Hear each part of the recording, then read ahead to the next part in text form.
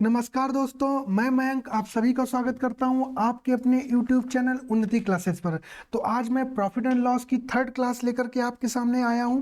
इसमें previous year questions को मैंने इंक्लूड किया है जो एसएससी सीजीएल पे पूछे गए, यूके ट्रिपल एससी और कुछ यूपीएसआई के क्वेश्चंस को मैंने इनमें रखा है। मीन्स आपको इससे फर्क नहीं पड़ता है क्वेश्चंस कहाँ है, आपको इससे फर्क पड़ता है कि जो क्वेश्चंस हैं उनकी आप किस प्रकार से आप उन कंसेप्ट को अप्लाई करते हैं और किस हिसाब से उसको सीखते हैं। तो ठीक है, सब लोग चैनल को सब्सक्राइब कर लीजिएगा। जिन लोगों को ने वीडियो को लाइक नहीं किया वो लाइक और शेयर करते रहे। तो चलिए क्लास को स्टार्ट करते हैं।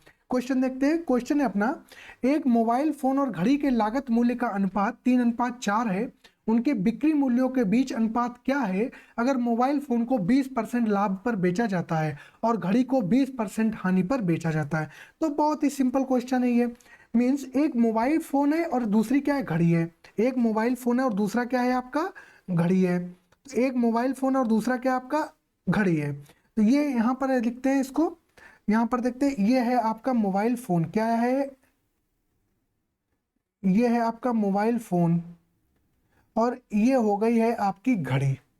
मोबाइल फोन का 3 और 4, ये हो गया कितना, 3 और 4 का क्या है, अनुपात है। 3 और 4 का इनका अनुपात है। अब उनके बिक्री मूल्यों के बीच अनुपात क्या होगा, ये उसने पूछा है। बिक्री मूल्यों के बीच जो है वो अनुपात क्या है अगर मोबाइल फोन को 20% लाभ पर बेचा जाता है और घड़ी को 20% की हानि पर बेचा जाता है। तो सीधी सी बात है, मोबाइल फोन को कितने में बेचा जा रहा है, मोबाइल फोन को 20% के लाभ पर बेचा जा रहा है। मोबाइल फोन को 20% के लाभ पर बेचा जा रहा है। वहीं पर घड़ी को क्या किया जा रहा है, घड़ी को जो है 20% की हानि पर बेचा जा रहा है। अच्छा, ये बीच में आपको ये रेशियो मेथड है, किस मेथड से कर, ये रेशियो गिवन है। तो मान लिया अगर एक जीरो इधर बढ़ा लें और एक जीरो इधर बढ़ा लें तो कोई फर्क नहीं पड़ेगा क्योंकि रेशियो में बात है। ये जीरो से जीरो काट दीजिए, अब कोई फर्क नहीं पड़ेगा। तो अगर 30 का 20% निकालते हैं, 30 का 20% निकालते हैं तो ये जीरो से जीरो कट जाएगा तो 3 2 6 आएगा। तो इसको 20% के प्रॉफिट पर बेचा गया तो 30 में 6 जोड़ देंगे तो कितना हो जाएगा, 36 हो जाएगा। कोई बात नहीं। अब इधर ये है आपका 40 का अगर 20% निकालेंगे, देखिए मैं एक्सप्लेन कर रहा हूं तो मैं एक एक स्टेप आपको बता करके लिख रहा हूं। आप करेंगे तो आपको पता है 40 का 10% 4 होता है और 20% 8 हो जाएगा तो 8 आ जाएगा। तो इसमें 8 रुपए का जो क्या होगा वो लॉस हो रहा है। मीन्स किसको, घड़ी को 20% की हानि पर बेचा जाता है तो घड़ी पर 8 रुपए की क्या हो रही, हानि हो रही है। 40 से 8 चले गए तो कितना बचा, 32 बचा। यही इसका क्या आ गया, सेलिंग प्राइस आ गया। यही क्या आ गया, इसका सेलिंग प्राइस आ गया। अब इसको सॉल्व कर लो। 2 1 जा 2, 2 8 जा 16 और 2 1 जा 1, 2 6 जा 16, 2 9 जा 8 और 2 8 जा 16 हो जाएगा। तो रेशियो कितना हो जाएगा, 9:8 हो जाएगा। कितना हो जाएगा, 9:8 हो जाएगा। तो डी ऑप्शन जो है वो क्या हो जाएगा आपका, करेक्ट हो जाएगा। बात आपकी समझ में आ गई होगी। बहुत ही सिंपल क्वेश्चन था। जिस तरीके से मैंने एक्सप्लेन किया है उसी तरीके से आपको एक्सप्लेन करना है, उसी तरीके से आपको सीखना है। रेशियो मेथड बेस्ट मेथड माना जाता है परसेंटेज ऑफ प्रॉफिट लॉस में, लेकिन सिर्फ यही एक तरीका है ऐसा मैं आपसे नहीं कह रहा। जिस क्वेश्चन में जो तरीका बेस्ट होगा वही मैं आपको बताऊंगा। आगे बढ़े, क्वेश्चन आपकी समझ में आ गया होगा। आगे देखते हैं। 20% की छूट देने के बाद शीला 2400 रुपए में एक मोबाइल फोन बेचती है और फिर भी 20% का लाभ कमाती है। अगर मोबाइल फोन बिना किसी छूट के बेच दिया गया होता तो लाभ प्रतिशत क्या होगा।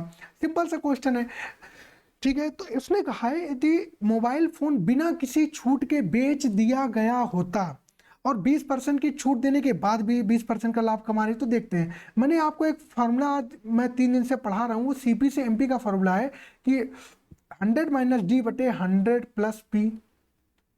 ठीक है, सीधी सी बात है।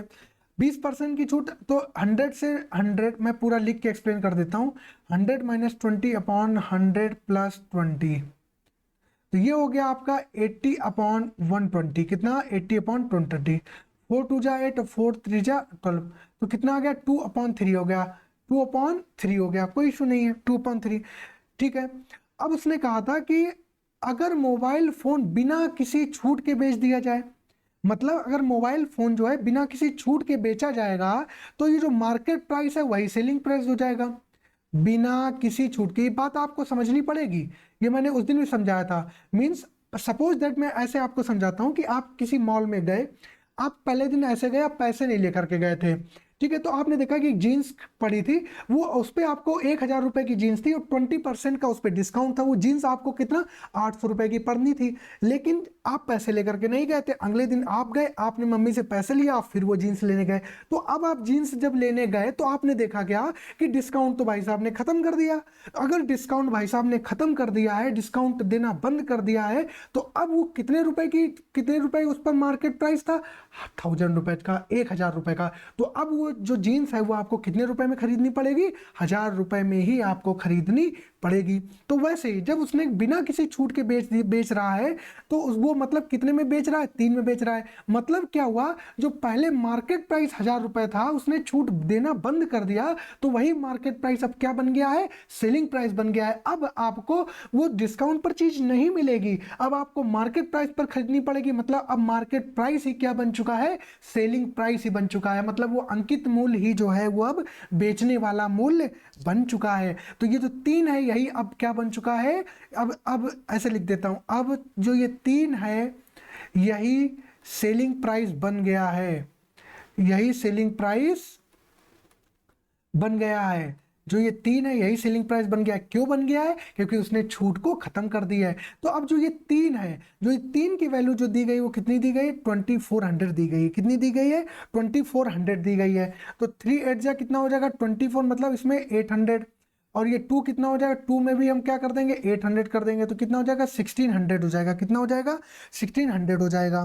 ठीक है, तो ये हमने कॉस्ट प्राइस और मार्केट प्राइस निकाल लिए यहाँ से, कॉस्ट प्राइस और मार्केट प्राइस जो हमने निकाल लिए यहाँ से। तो कॉस्ट प्राइस अपना कितना आया, कॉस्ट प्राइस जो है वो कितना आया 1600 आया है। मार्क प्राइस कितना आया, मार्क प्राइस कितना हो गया है, मार्क प्राइस कितना हो गया। अब जो मार्क प्राइस क्या होगा, मार्क प्राइस तो आपका वही हो जाएगा, एक सेकेंड इसको जरा देखते हैं, एक सेकेंड। ये कंसेप्ट तो आई थिंक आपकी समझ में आ गया होगा, ये कंसेप्ट तो आपकी समझ में आ गया होगा। अब मैं इसको जरा एक और मेथड से सॉल्व करता हूँ, क्योंकि क्वेश्चन आपका लेंदी होता जा रहा है, क्वेश्चन आपका लेंदी हो रहा है तो क्योंकि अभी हम और भी इसमें प्रोसेस लगेगा, तो मैं आपको और इससे भी आसान मेथड बताता हूँ जिससे आपका क्वेश्चन और जल्दी सॉल्व हो जाएगा।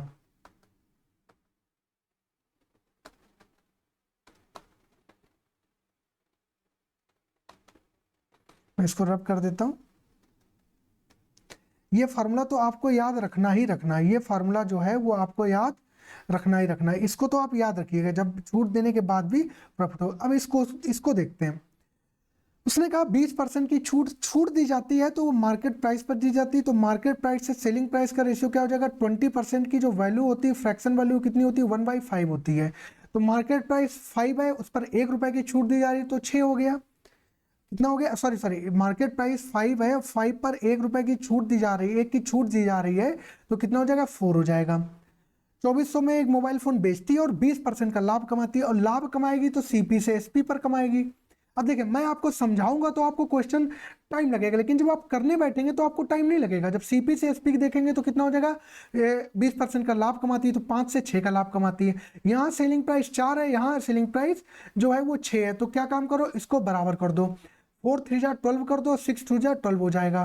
ठीक है, तो सीपी एमपी और एसपी का रेशियो क्या आ जाएगा, तो ये हो जाएगा 5 3 जा 15। तो मार्क प्राइस तो कितना आ जाएगा 15 आ जाएगा। सेलिंग प्राइस की बात करें तो कितना हो जाएगा 12 हो जाएगा। 6 2 जा 12 यहाँ से भी आएगा, 4 3 जा 12 यहाँ से भी आएगा। और कॉस्ट प्राइस कितना हो जाएगा, कॉस्ट प्राइस हो जाएगा आपका 5 2 जा 10 हो जाएगा। सीधी सी बात है। अब उसने कहा कि कोई छूट नहीं देती है, अब जो है वो कोई छूट नहीं दे रही है। अगर वो कोई छूट नहीं दे रही है और उसने बेचा कितने था, 2400 रुपए में बेचा था, तो 1200 की जो वैल्यू दी गई वो कितनी 2400 है, तो कितने का मल्टीप्लाई इसमें हो जाएगा, इसमें 200 का मल्टीप्लाई होगा। 200 का मल्टीप्लाई इसमें भी होगा तो 200 का मल्टीप्लाई इसमें भी होगा, तो 15 दूनी 30, 3000 हो जाएगा। 200 का मल्टीप्लाई इसमें भी होगा, तो ये कितना हो जाएगा आपका, ये कितना हो जाएगा, ये हो जाएगा आपका 2000 हो जाएगा। अब उसने कहा है कि अब मार्क प्राइस 3000 रुपए आ गया। अब मार्क प्राइस जो है वो कितना आ गया, 3000 रुपए आ गया। उसने कहा अगर मोबाइल फोन बिना छूट के बेच दिया जाए, मतलब छूट के साथ आपको 2400 रुपए में मिल रहा था, अब उसने छूट नहीं दे रही है, छूट नहीं दे रहा है, तो अब 3000 रुपए में मिलेगा। तो 2000 रुपए की चीज कितने रुपए में बेची जा रही है, 3000 में, मतलब 1000 रुपए का मुनाफा हो रहा है 2000 रुपए पर। तो 100% 100 पर कितना होगा, 1 2 3, ये 3 जीरो कट गए, तो 2 2 5 जा 10 हो गया 50, कितना हो गया 50। तो ऑप्शन डी जो जो है वो इसका क्या हो गया, करेक्ट हो गया। ऑप्शन डी जो है वो क्या हो गया, इसका करेक्ट हो गया। इतनी बात समझ में आ गई आपके, आगे बढ़ते हैं। ठीक है, आगे बढ़ते हैं। बहुत देखिए, पहले क्वेश्चन लेंदी हो रहा था, अब मैंने 3 लाइन में क्वेश्चन सॉल्व कर दिया। आगे बढ़ते हैं। सेल्वी ने 240 कीमत की एक नोटबुक खरीदी। अगर वह अपनी किताब के लागत मूल्य पर 2/3 का लाभ कमाना चाहती है तो किताब का बिक्री मूल्य क्या होना चाहिए। जैसा जैसा क्वेश्चन कहेगा मैं करता जाऊंगा। सेल्वी ने रुपए 240 की कीमत की एक नोटबुक खरीदी। तो नोटबुक खरीदी तो कॉस्ट प्राइस की बात करें तो कितना, 240। 240 कीमत की एक नोटबुक खरीदी। सेल्वी ने 240 कीमत की एक नोटबुक खरीदी। अगर वह अपनी किताब की लागत मूल्य पर 2/3 का लाभ कमाना चाहती है।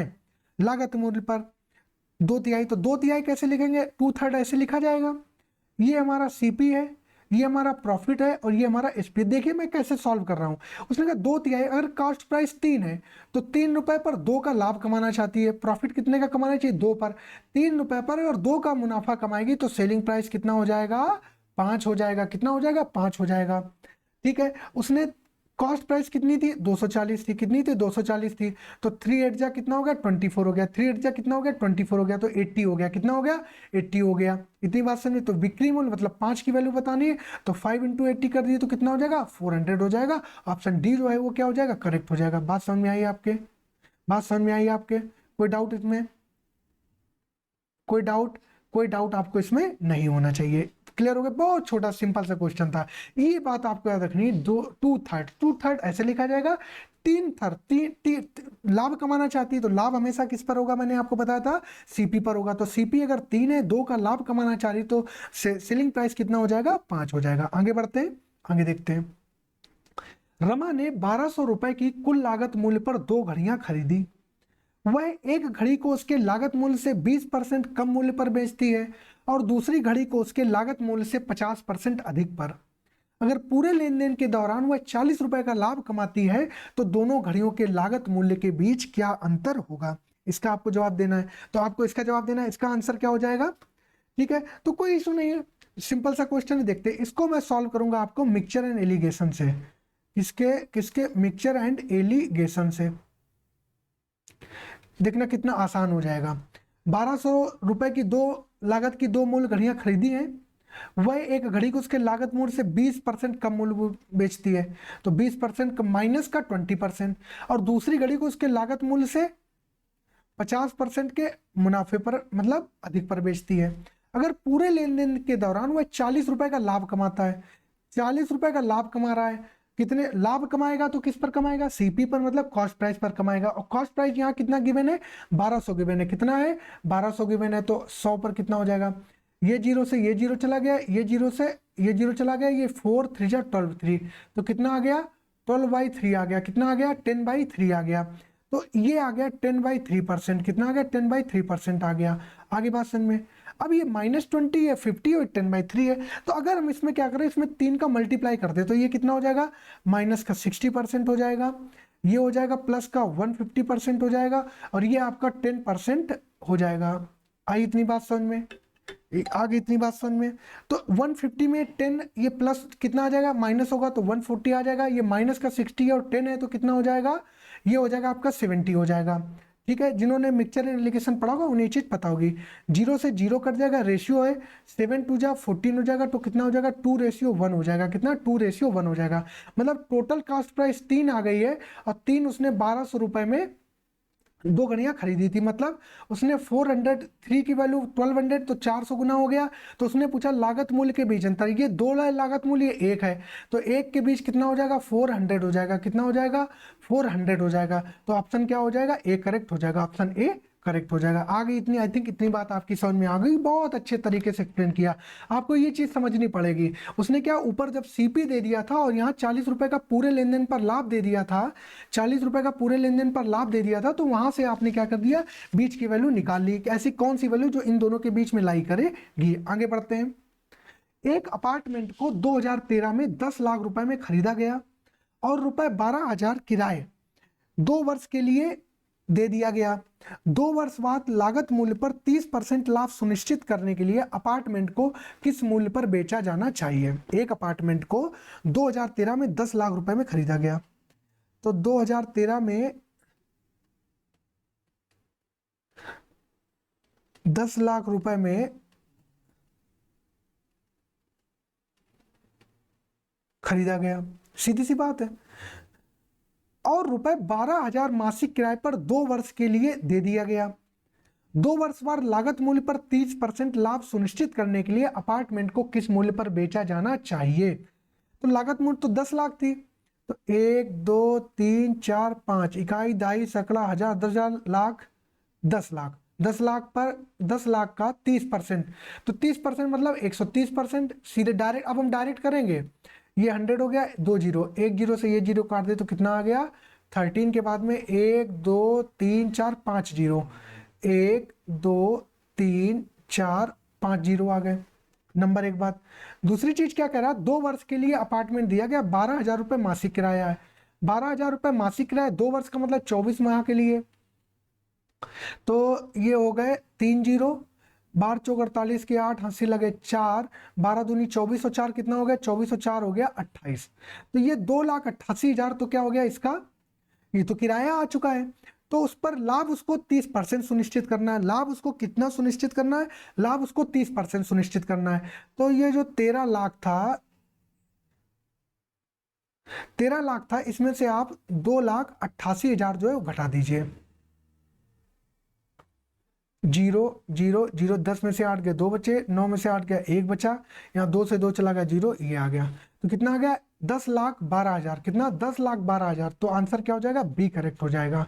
किस मूल्य पर बेचा जाना चाहिए, अगर उसको सिर्फ भाई 2 वर्ष तक तो उसने किराए पर चढ़ा दिया ना कमरा, तो 2 वर्ष तक के लिए जो उसने किराए पर चढ़ा दिया वो भी तो उसका क्या है, वो भी तो उसका प्रॉफिट ही है, वो भी तो उसका प्रॉफिट ही है। तो उसको 2 वर्ष बाद किस मूल्य पर बेचा जाना चाहिए, 30% लाभ कमाना चाहता है सिर्फ 10,12,000 रुपए में। तो ऑप्शन बी जो है वो क्या हो जाएगा, करेक्ट हो जाएगा। आगे बढ़ते हैं।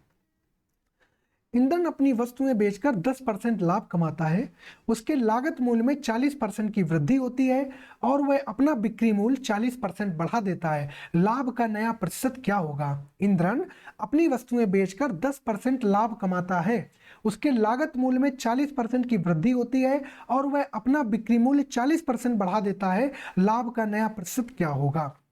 ठीक है, तो ईंधन क्या काम कर रहा है भाई, 10% का लाभ कमा रहा था। तो इधर देखते 10% की जो फ्रैक्शन वैल्यू होती है वो 1/10 होती है और 40% की फ्रैक्शन वैल्यू होती है वो कितनी होती है, 2/5 होती है। कैसे निकालोगे आप, 40/100 करिए, 40/100, 20 दूनी 40, 20 2500, तो कितना आ गया 2/5 आ गया। आ गई बात समझ में? ठीक है, तो लाभ कमा रहा है तो लाभ हमेशा सीपी पर कमाएगा। सीपी से एसपी का रेशियो कितना हो जाएगा, 10:11 हो जाएगा। कितना हो जाएगा, 10:11 हो जाएगा। उसके लागत मूल्य में 40% की वृद्धि होती है और वह अपना बिक्री मूल्य भी 40% बढ़ा लेता है। तो मैंने आपको बताया था ये रेशियो है, अगर इधर 0 बढ़ा दें तो इधर भी 0 बढ़ा दें तो कोई फर्क नहीं पड़ेगा। 100 पर 40% की वृद्धि हो रही है तो इस पर भी 40% का वृद्धि हो रही है और बिक्री मूल्य पर भी 40% की वृद्धि हो रही है। तो 100 पर 100 का 140% मतलब 40% की वृद्धि।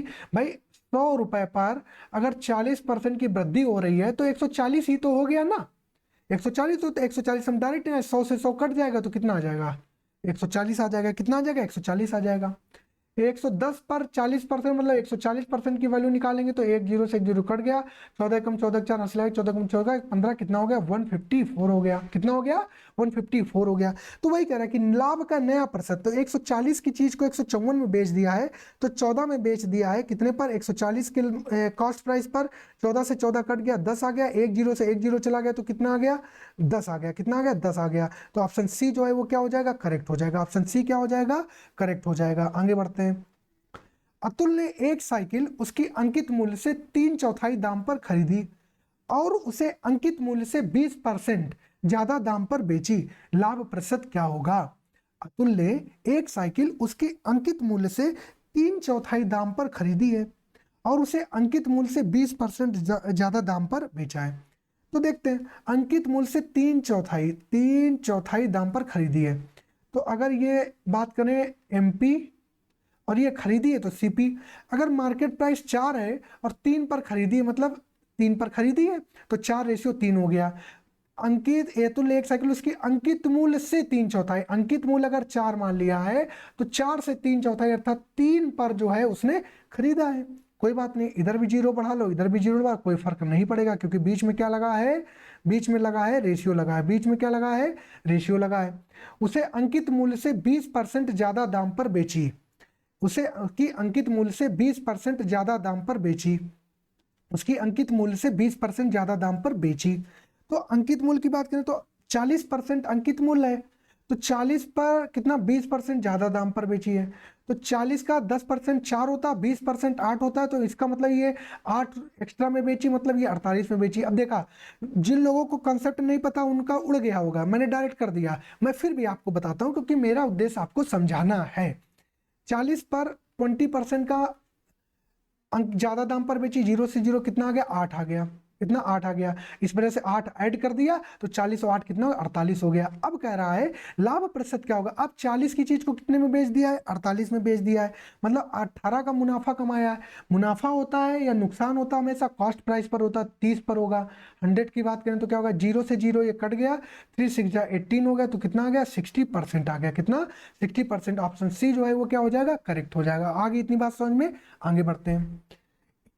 एक घड़ी को 16% मुनाफे से बेचा जाता है। यदि ये घड़ी 10% कम दाम से खरीदी जाती है और ₹14 कम दाम से बेची जाती है तो 25% का मुनाफा होता है। घड़ी की लागत कीमत ज्ञात करो। मैंने आपको पहली क्लास में ऐसा क्वेश्चन शायद करवाया था, लेकिन दूसरी क्लास में मैंने ऐसा क्वेश्चन करवाया है।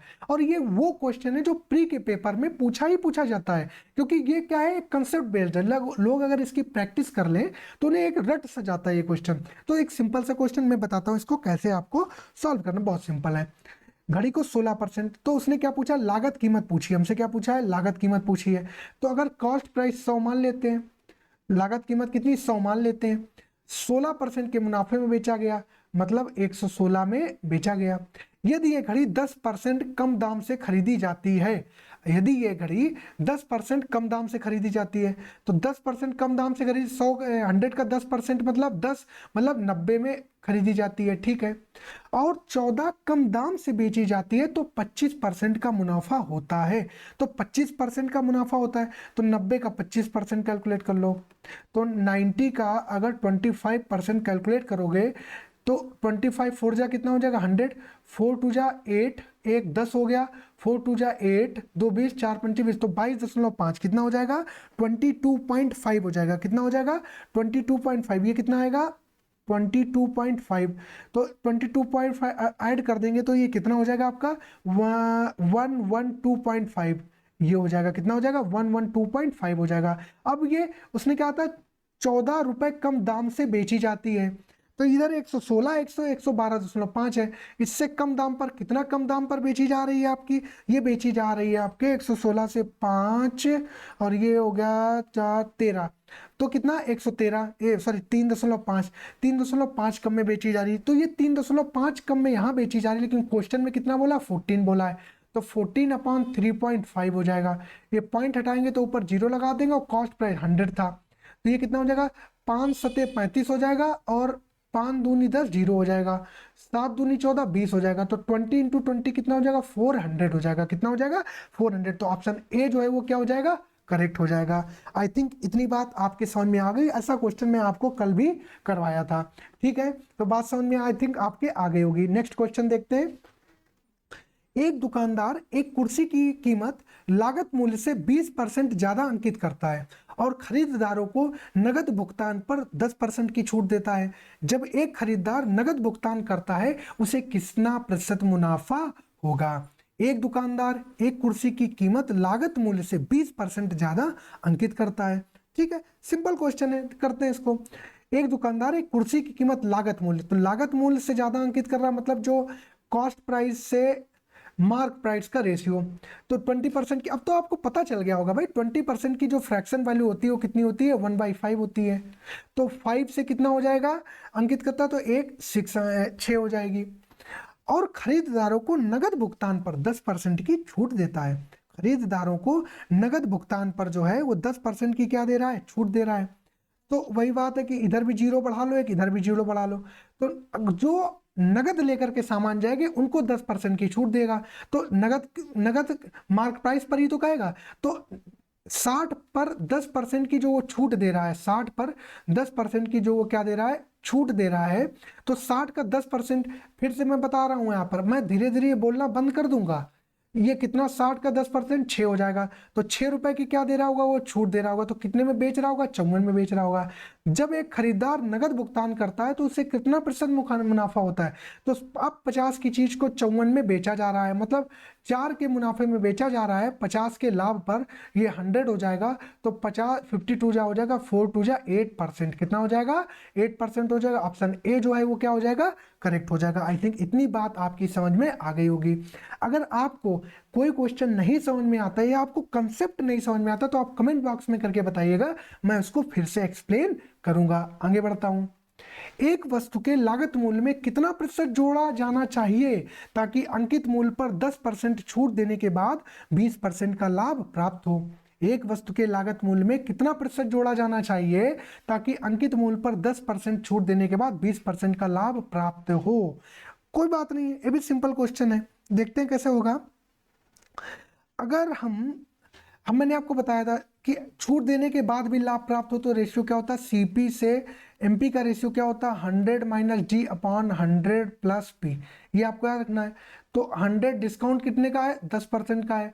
20 लाभ कितने का है, 20% का है।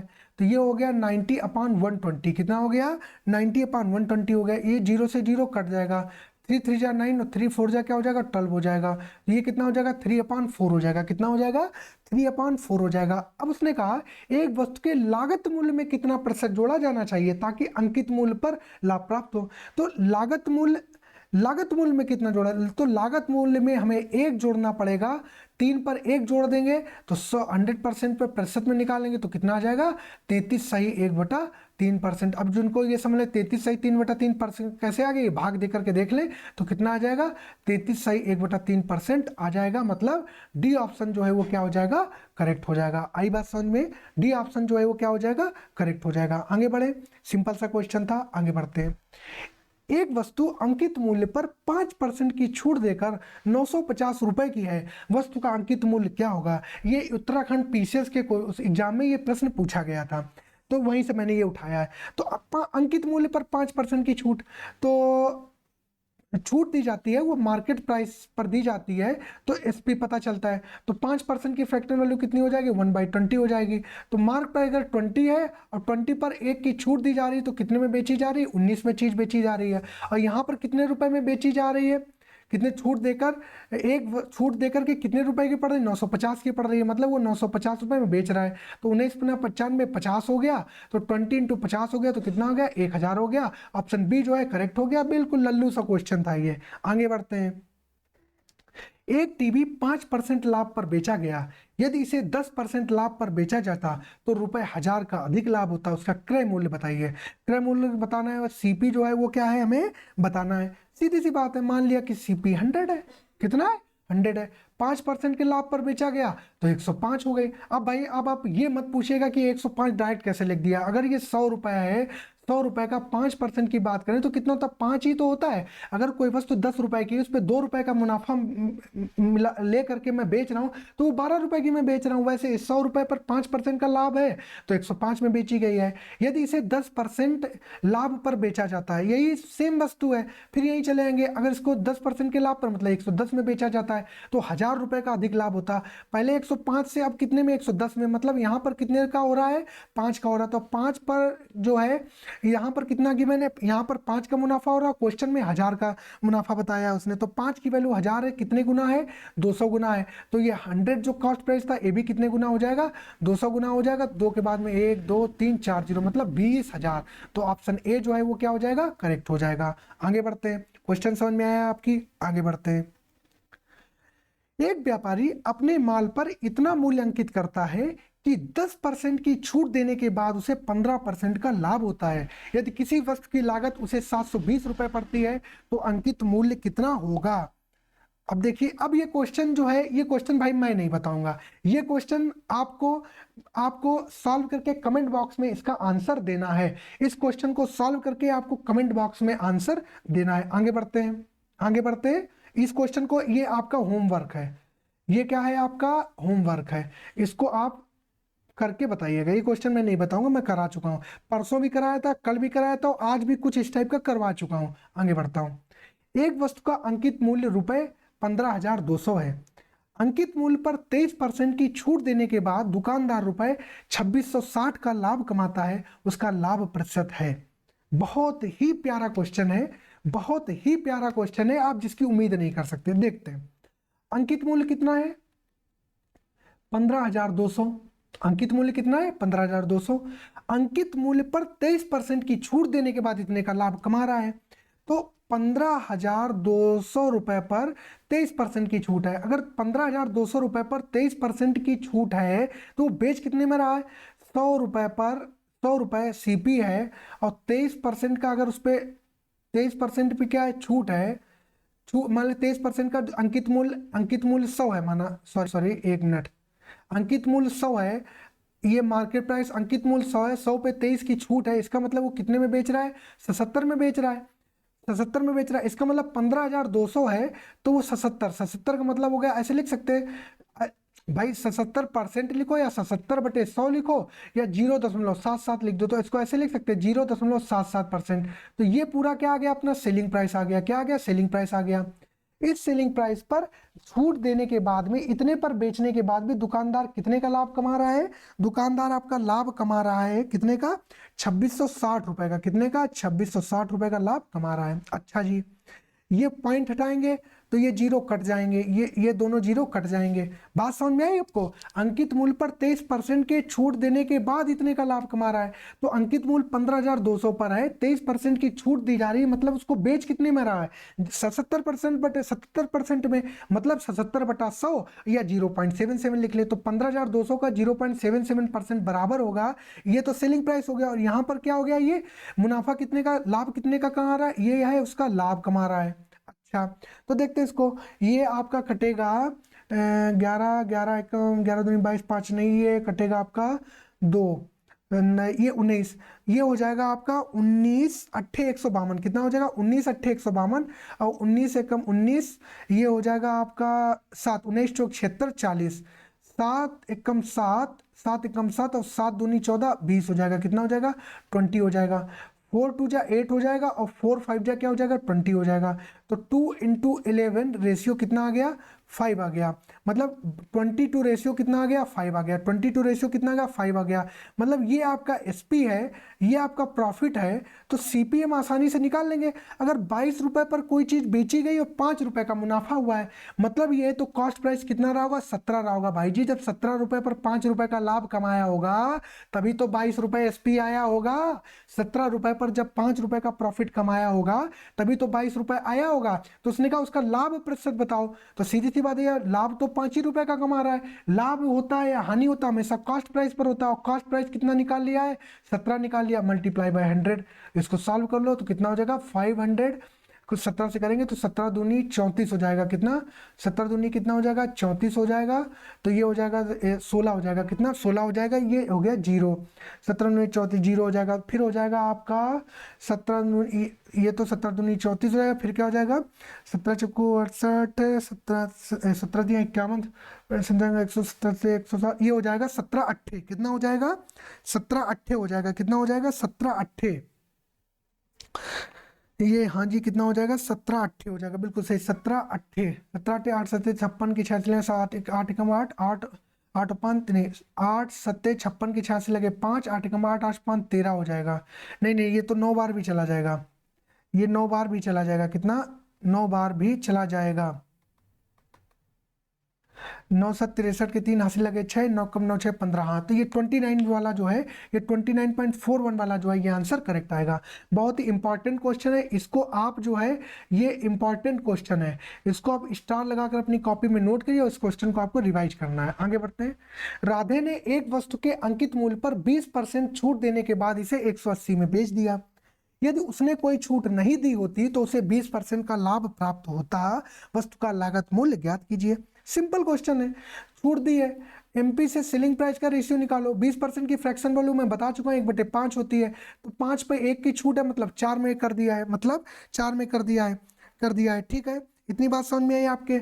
इधर बात करें तो उसे 20% का लाभ हो रहा है, तो सीपी से एसपी की बात करें तो 5 पे कितने का लाभ हो रहा है, 1 का लाभ हो रहा है, मतलब 6 का लाभ हो रहा है। इतनी बात समझ में आ गई। अगर यहाँ पर ये 180 में बेच दिया था तो ये हो जाएगा 4 चुकू 16, 2 4 पंचे 20, 45 हो जाएगा।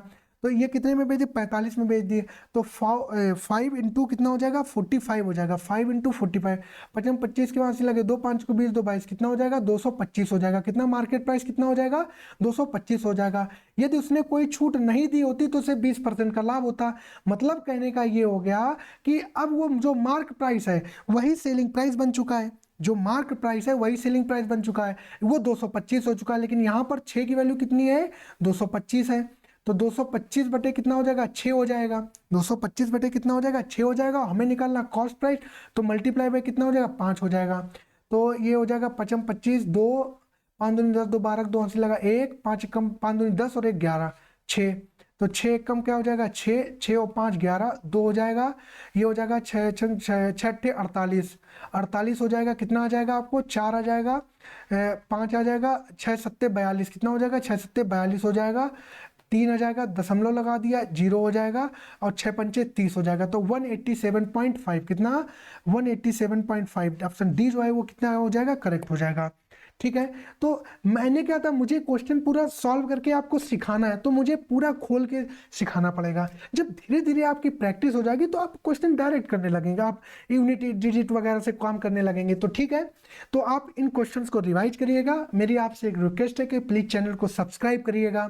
जिन लोगों को वीडियो में थोड़ी सी प्रॉब्लम हो रही है, थोड़ा सा आप सपोर्ट करिए। ठीक है, धीरे धीरे बहुत अच्छा कंटेंट आपको प्रोवाइड किया जाएगा।